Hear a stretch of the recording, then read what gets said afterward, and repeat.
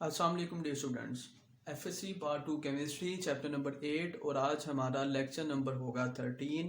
Students, आज हम chemical reactions of alkenes को स्टडी करेंगे, लेकिन उससे पहले रिएक्टिविटी ऑफ अल्कीन और रिएक्टिविटी ऑफ पाई बॉन्ड को हम स्टडी करेंगे। क्योंकि हमने लास्ट टाइम भी फिजिकल कैरेक्टरिस्टिक्स ऑफ अल्कीन में भी पढ़ा था कि जो हमारे पास अल्कीन है ये हमारे पास स्लाइटली पोलर इन नेचर होती हैं। It is also because of the presence of pi bond, जो कि हमारे पास अल्केन के अंदर सिग्मा बॉन्ड था, तो इस वजह से दोनों की बॉन्डिंग का डिफरेंस आ गया, तो दोनों की रिएक्टिविटी भी डिफरेंट होगी। स्टूडेंट्स, हम लास्ट टाइम भी पढ़ चुके हैं कि जो हमारे पास पाई बॉन्ड बनता है it is form by the side wise overlapping of atomic orbitals, और जिधर इलेक्ट्रॉन के होने के चांसेस ज़्यादा होते हैं over and below the line joining the two nuclei. यानी हम सिंपल वर्डिंग में कह सकते हैं कि in pi bond electrons are more expose to attack as compare to the sigma bond, यानी कि ये ज़्यादा एक्सपोज होते हैं क्योंकि असल में न्यूक्लियाई और इलेक्ट्रॉन के दरमियान जो डिस्टेंस है वो as compare to sigma bond ज़्यादा होता है। और जैसे सिग्मा बॉन्ड में जो हमारे पास इलेक्ट्रॉन्स थे वो इंटरैक्ट थे बिटवीन टू न्यूक्लियाई, इस तरह से पाई बॉन्ड में नहीं होता। और यही रीज़न है कि इनके ऊपर जो अटैक है वो आसान है, यानी कोई इलेक्ट्रोफाइल जो होगा ये उनके साथ रिएक्शन आसानी से शो कर सकते हैं। इलेक्ट्रोफाइल मीन इलेक्ट्रॉन लविंग, यानी उसके ऊपर खुद पॉजिटिव चार्ज होगा। तो इस वजह से जो हमारे पास अल्कीन्स हैं इनकी reactivity as compare to alkanes ज़्यादा होती है, ये ज़्यादा आसानी से रिएक्शन दे सकते हैं। यही रीज़न है कि ये स्लाइटली पोलर भी होते हैं। उसके बाद हम बात करेंगे क्योंकि इनके रिएक्शन ज़्यादा आसानी से हो जाते हैं as compare to the alkanes, यानी कि हमें इतनी ज़्यादा स्फीयर कंडीशंस रिक्वायर्ड नहीं होंगी for the reactions of alkenes जितनी हमें रिक्वायर्ड थी for the reaction of alkanes. So students, इनके चंद एक रिएक्शंस को आज हम स्टडी करेंगे। सबसे पहला अगर हम रिएक्शन जो है इनका स्टडी करें तो ये हमारे पास हम स्टार्ट करने लगे हैं बाय एडिशन रिएक्शंस, यानी इनके रिएक्शंस को हमने डिफरेंट कैटेगरीज में डिवाइड किया है। और सबसे पहले हमारे पास हैं एडिशन रिएक्शंस ऑफ अल्कीन्स। और एडिशन रिएक्शन में जो सबसे पहला हमारे पास रिएक्शन होगा, इस रिएक्शन का नाम है एडिशन ऑफ हाइड्रोजन, और इसको हम हाइड्रोजिनेशन का भी नाम देते हैं। हम इससे पहले भी इसको स्टडी कर चुके हैं।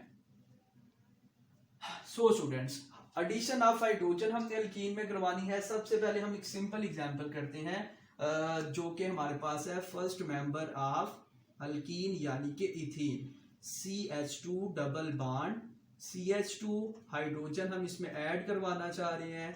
हम पहले भी पढ़ चुके हैं हाइड्रोजिनेशन में हम कैटालिस्ट यूज करते हैं निकल, जिसके लिए हमें टेम्परेचर देना पड़ता है from 200 to 300 degree centigrade.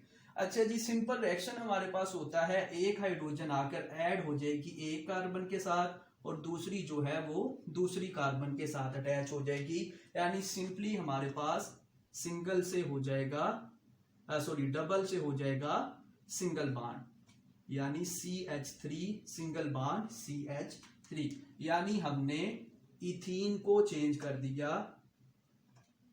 Into ethane. ये हमारे पास सिंपल रिएक्शन हो गया। अच्छा स्टूडेंट, इसके अलावा हमें पता है हम प्लाटियम या फिर प्लाटिनम भी यूज कर सकते हैं, लेकिन उनके लिए हमें टेम्परेचर ज्यादा प्रोवाइड करना उनके लिए रूम टेम्परेचर पे भी रिएक्शन हो जाता है, टेम्परेचर कम प्रोवाइड करना पड़ता है। लेकिन निकल को हम इस वजह से प्रेफर करते हैं कि ये इतना ज्यादा एक्सपेंसिव कैटालिस्ट नहीं है। और नंबर सेकंड पे अगर हम बात करें, जो हमारी बुक में एग्जांपल लिखी है अगर हम उसको भी कर लें, हमारी बुक में जो एग्जांपल लिखी है ये है अल्कीन ही है, लेकिन ये हमारे पास थोड़ी सी डिफरेंट अल्कीन है। ये हमारे पास होगी 3 मिथाइल 1 ब्यूटीन।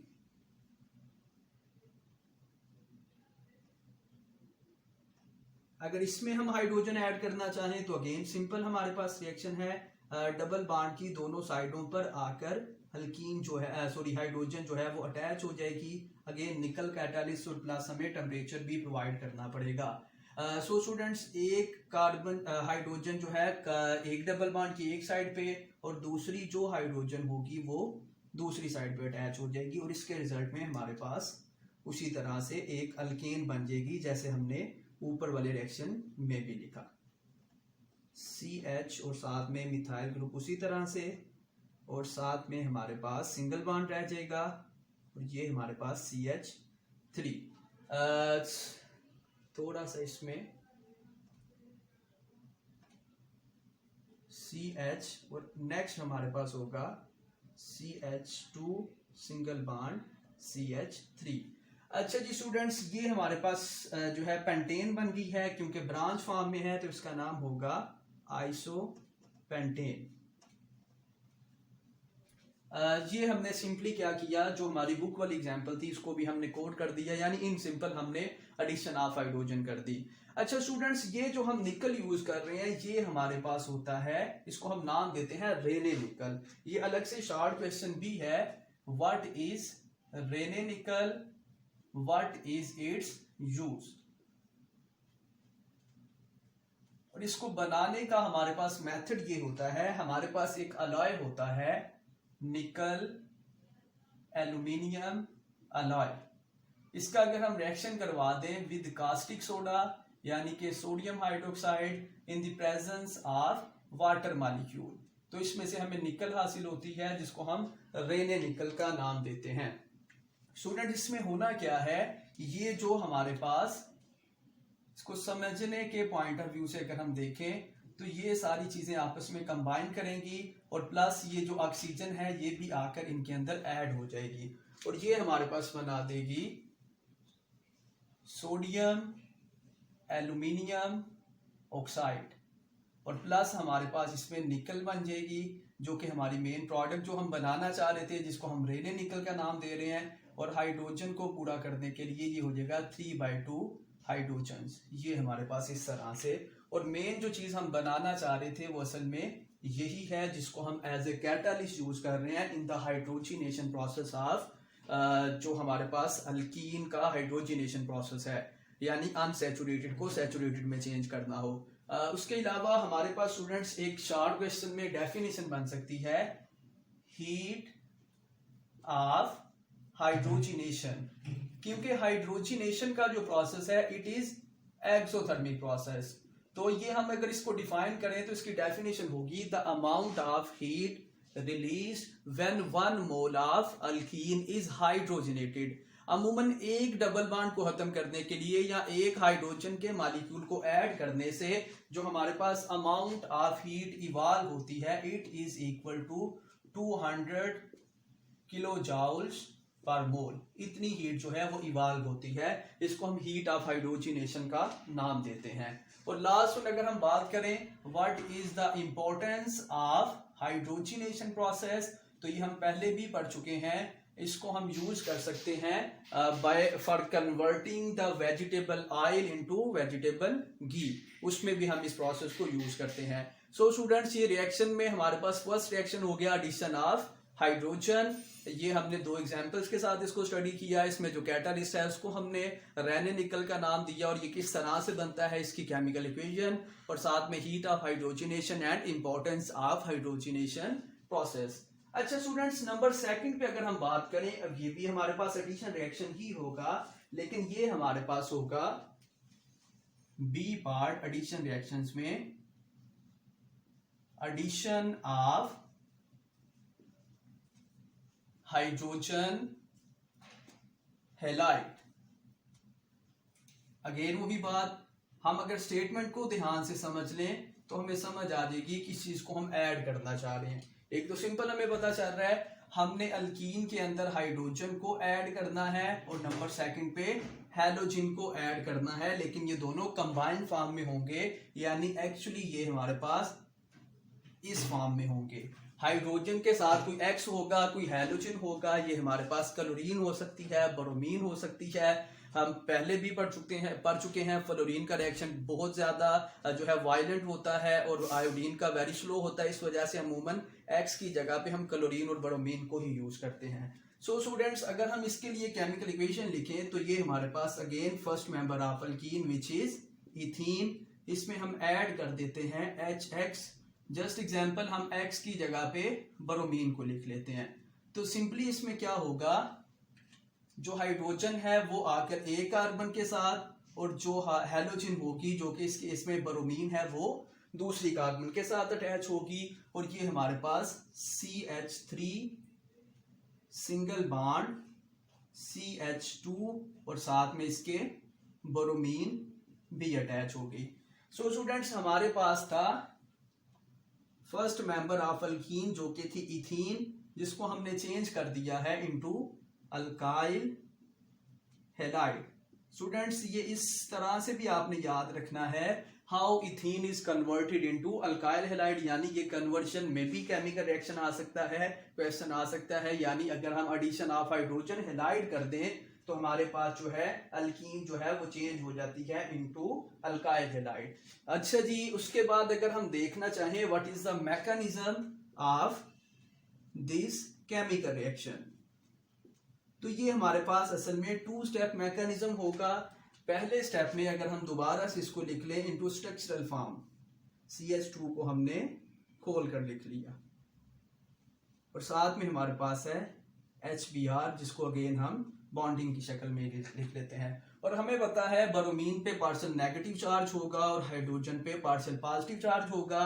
और हमने स्टार्ट में पढ़ लिया रिएक्टिविटी ऑफ अल्कीन्स या रिएक्टिविटी ऑफ पाई बॉन्ड। तो उसमें हमने कहा जो हमारे पास पाई बॉन्ड होता है वो ज्यादा एक्सपोज होता है, उसके इलेक्ट्रॉन ज्यादा एक्सपोज होते हैं, इस वजह से वो इलेक्ट्रोफाइल की तरफ अट्रैक्शन शो करेंगे, यानी रिएक्शन कर सकते हैं।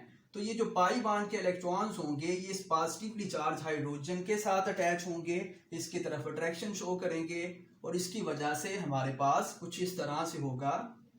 इस कार्बन के साथ 2 हाइड्रोजन इसी तरह से, डबल से ये रह जाएगा सिंगल बॉन्ड। इसके साथ ऑलरेडी 2 हाइड्रोजन थी, लेकिन अब क्या हुआ, एक और हाइड्रोजन भी इसके साथ आकर अटैच हो गई।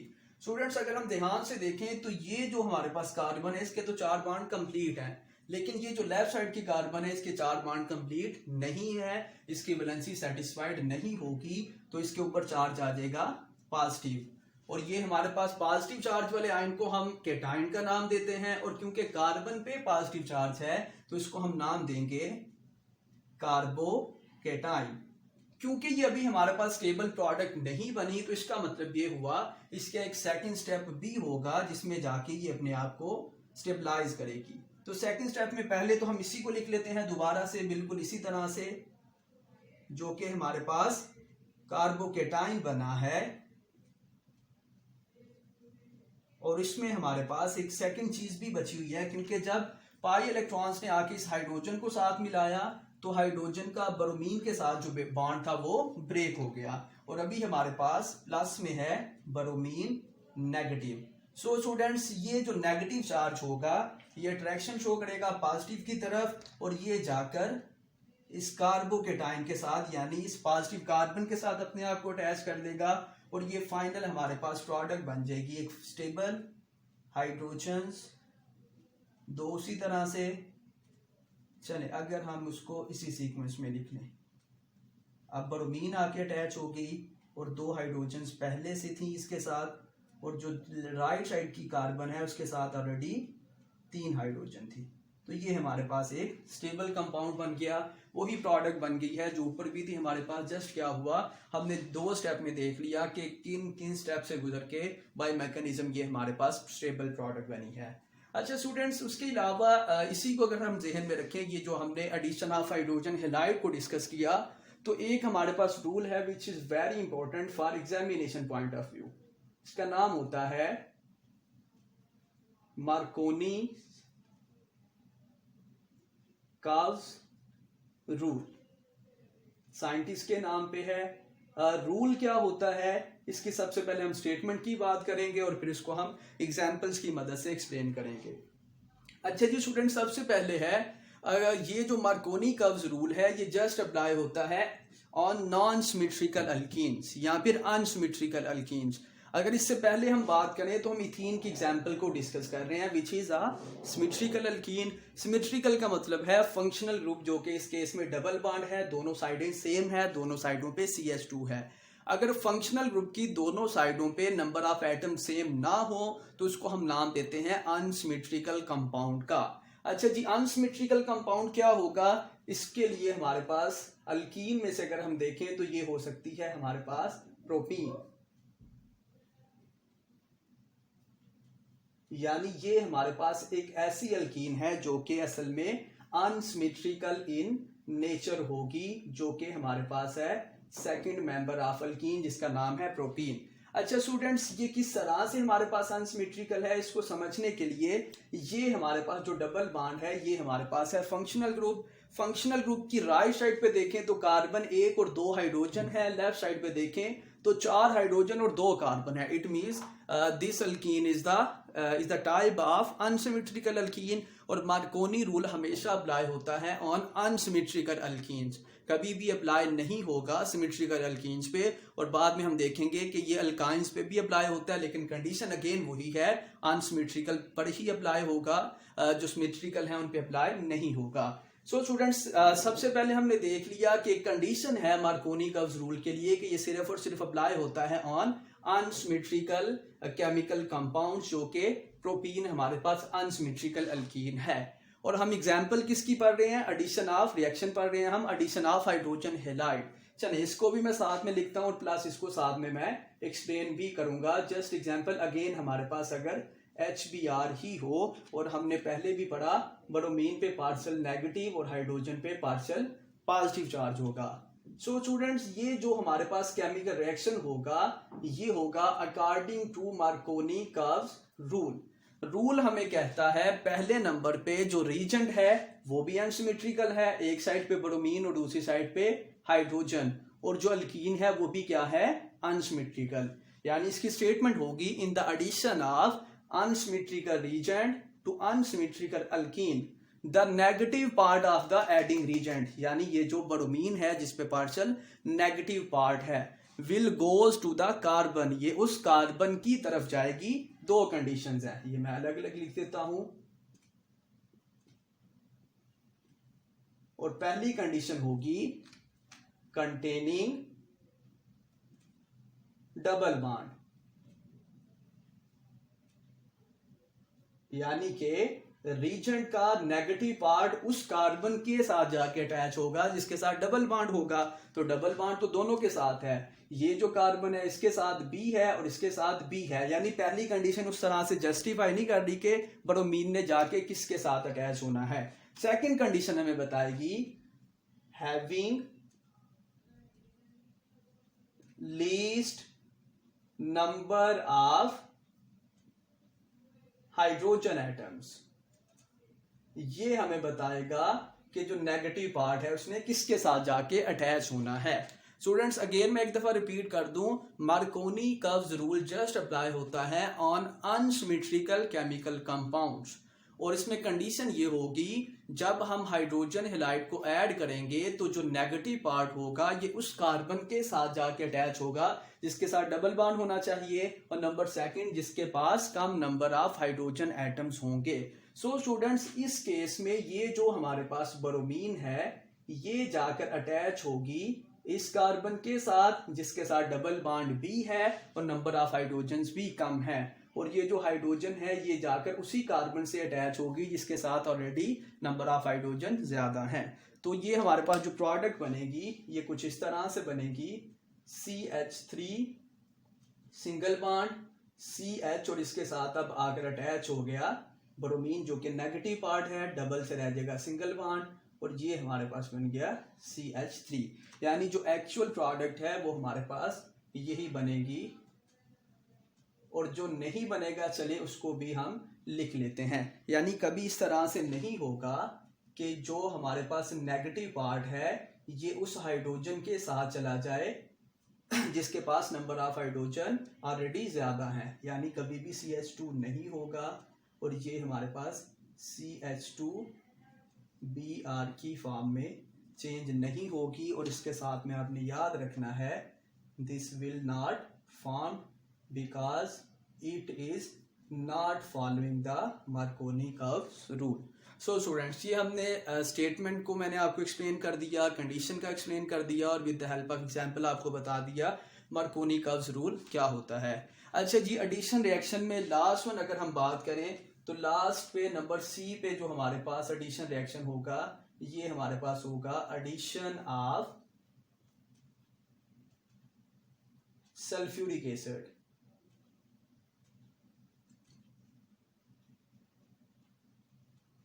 Another very important short question जो कि पहले एग्जाम में आ भी चुका है।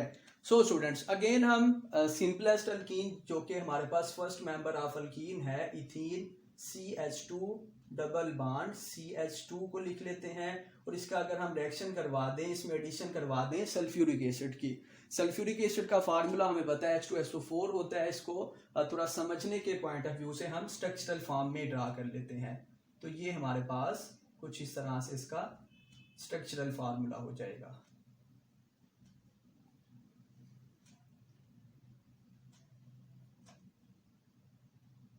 सो स्टूडेंट्स, अगर हम इसको कंबाइन करके देखें तो ये अगेन हमारे पास H2SO4 ही बनेगा, लेकिन हमने इसको समझने के लिए थोड़ा सा जो है स्ट्रक्चरल फॉर्म में ड्रा कर लिया। अच्छा जी स्टूडेंट्स, इसमें होना क्या है, हमारे पास सिंपल सा रिएक्शन है। ये जो हाइड्रोजन होगी ये जाकर ऐड हो जाएगी विद दिस कार्बन, और अगर इसके साथ अटैच हो जाए तो ये हम देखते हैं ये हमारे पास क्या प्रोडक्ट बनती है। सो स्टूडेंट्स, पहले नंबर पे हमारे पास CH2 था, एक हाइड्रोजन मजीद ऐड हो गई तो ये हमारे पास बन गया CH3, डबल से रह जाएगा सिंगल बॉन्ड, CH2 ऑलरेडी था और बाकी सबको, यानी हाइड्रोजन दरमियान से निकल गई तो ये जो ऑक्सीजन का बॉन्ड है ये असल में अब बन जाएगा इस कार्बन के साथ, और ये हमारे पास हो जाएगी ऑक्सीजन, और बाकियों को अगर हम मिला के लिख लें तो ये हमारे पास है SO3 और साथ में हाइड्रोजन। अच्छा, जिसका नाम क्या होगा इसको समझना भी बड़ा आसान है। ये हमारे पास सारे का सारा है अल्काइल ग्रुप, यानी कि इथाइल ग्रुप C2H5 या अलग अलग CH3 एंड CH2। तो इसको हम लिख लें तो इसका नाम होगा इथाइल, और SO4 यानी ये जो सारे का सारा हमारे पास है इसको हम नाम देते हैं सल्फेट का, लेकिन साथ में हाइड्रोजन भी है तो नाम हो जाएगा इथाइल हाइड्रोजन सल्फेट। अच्छा जी, ये जो इथाइल हाइड्रोजन सल्फेट हमारे पास बना है, अगर हम चाह रहे हैं कि हमें दोबारा से सल्फ्यूरिक एसिड मिल जाए और हमारे पास जो अल्कीन थी वो चेंज हो जाए अल्कोहल में, यानी कि इथाइल हाइड्रोजन सल्फेट को अगर हम चेंज करना चाह रहे हैं अल्कोहल में, तो इसके लिए हम क्या करेंगे, इसको दोबारा से अगर हम लिख लें, ये जो हमारे पास इथाइल हाइड्रोजन सल्फेट बना है इसको मैं थोड़ा सा डिफ्रेंशिएट करके ब्लैक कलर में लिख देता हूँ। CH3 सिंगल बॉन्ड CH2 और साथ में ऑक्सीजन SO3 और लास्ट वन हाइड्रोजन, जिसको हमने नाम दिया ऊपर लिखा है इथाइल हाइड्रोजन सल्फेट। स्टूडेंट्स, अगर हम इसका रिएक्शन करवा दें विद बॉइलिंग वाटर, वाटर को अलग अलग हम खोल के लिख लेते हैं H एंड OH की फॉर्म में, तो OH पे पार्शियल नेगेटिव और हाइड्रोजन पे पार्शियल पॉजिटिव चार्ज होगा। तो सिंपली हमारे पास क्या होगा स्टूडेंट्स, ये जो हमारे पास हाइड्रोजन है ये जाकर कंबाइन हो जाएगी विद